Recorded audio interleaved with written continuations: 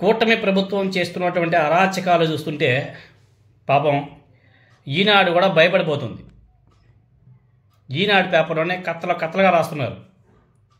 కూటమి నాయకులు ఎక్కడ చూసినా దోచుకుంటున్నారు, పంచుకుంటున్నారు, జోబీలు కూడా నింపుకుంటున్నారు, నదికి రోడ్లు వేసి మరీ దోపిడీ చేస్తున్నారని చెప్పేసి ఈనాడు పేపర్లో ఒక పెద్ద కథనమే రాశారు. కూటమి ప్రభుత్వంలో వాస్తవ పరిస్థితి ఈనాడులో క్లియర్ కట్గా అందరికీ అర్థమయ్యే రీతిలో రాయడం కూడా జరిగింది. చంద్రబాబు నాయుడు గారి షూరిటీ, బాధుడు గ్యారెంటీ ఏ విధంగా ఉందో కూడా ఈనాడు పేపర్లోనే కథనం రాశారు. కూటమి ప్రభుత్వాన్ని జనం ఎందుకు తిడుతున్నారో ఇప్పటికైనా సరే అర్థం చేసుకోవాలా పవన్ కళ్యాణ్ గారు. నదులకి రోడ్లు వేసి మరీ ఇసుకను దోచుకుంటున్నారు మహానుభావులు. 10 రోజుల్లో ఇసుక అదేవిధంగా మద్యం ఈ రెండింటినీ కంట్రోల్లో పెడతా అని చెప్పేసి నారా చంద్రబాబు నాయుడు గారు చెప్పి ఇప్పటికే 45 రోజులైంది. ఇప్పటి వరకు కూడా కంట్రోల్ లే, ఇంకా మితిమీరిపోయింది. ఈ ప్రభుత్వం నడుస్తున్న విధానం, ఆయన ప్రతిభ అంతా కూడా డబ్బా కొట్టుకోవడమే తప్ప ఇంకేమీ లేదు. ఈనాడు పేపర్లో రాశారు ఇసుకని ఏ విధంగా దోచుకుంటున్నారు, ఏ విధంగా నదులకు రోడ్లు వేసి మరీ దోచుకుంటున్నారో ఈనాడు పేపర్లో ఒక పెద్ద కథనమే రాశారు. దాన్ని నారా చంద్రబాబు నాయుడు గారికి ఎవరు చూపించడం లేదో ఏమో మనకైతే తెలియట్లే. ఇప్పటికైనా సరే కూటమి నాయకులు కళ్ళు తెరవాలా. నారా చంద్రబాబు నాయుడు గారు అదేవిధంగా పవన్ కళ్యాణ్ గారు కళ్ళు తెరిసే వాళ్ళ నాయకుల్ని కంట్రోల్ చేసుకుంటే చాలా గొప్పగా ఉంటుంది. ఈనాడు పేపర్లో రాసిన ఉంటే కథనం ఒకసారి మీకు చదివి వినిపిస్తా, తెలుసుకోండి. కొంతమంది కూటమి నాయకులు గోదావరిలో అనధికారికంగా ఇసుక తవ్వకాలకు నిర్మించిన ఉంటే రహదారి డాక్టర్ బిఆర్ అంబేద్కర్ కోనసీమ జిల్లా పి గన్నవరం కాటన్ అక్విడక్ట్కి దిగువన డిఎస్ పాలెం సమీపంలో వైనతేయ గోదావరి మధ్యలో ఉన్నటువంటి ఇసుక తువ్వ ఇసుకని తరలించేందుకు నదిలో ఏకంగా రోడ్డే నిర్మించేశారు. శుక్రవారం నుంచి తవ్వకాలకు తెరలేపారు.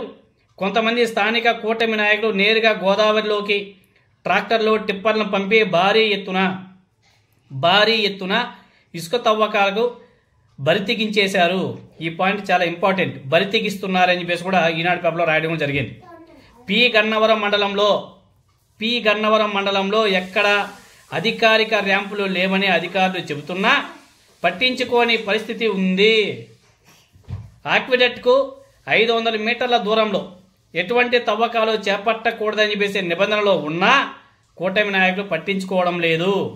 అదేవిధంగా ఇసుక, మట్టి, మద్యానికి సంబంధించి అక్రమాలు జరిగితే ఊరుకునేది లేదని చెప్పేసి సాక్షాత్తు ముఖ్యమంత్రి నారా చంద్రబాబు నాయుడు గారు చెప్పినా కానీ కూటమి నాయకులు ఎవరు కూడా వినడం లేదు.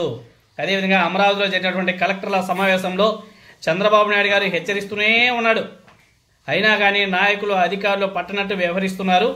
దీని మీద తహసీల్దార్లు అదేవిధంగా కలెక్టర్లు కూడా జోక్యం చేసుకోవాలా. అదేవిధంగా పి గన్నవరానికి సంబంధించి తహసీల్దార్ ఎవరో లేడీ శ్రీ పల్లవి దృష్టికి తీసుకెళ్తే ఎవరికి అనుమతులు ఇవ్వలేదని చెప్పేసి ఆమె చాలా స్పష్టంగా కూడా చెప్పడం కూడా జరిగింది.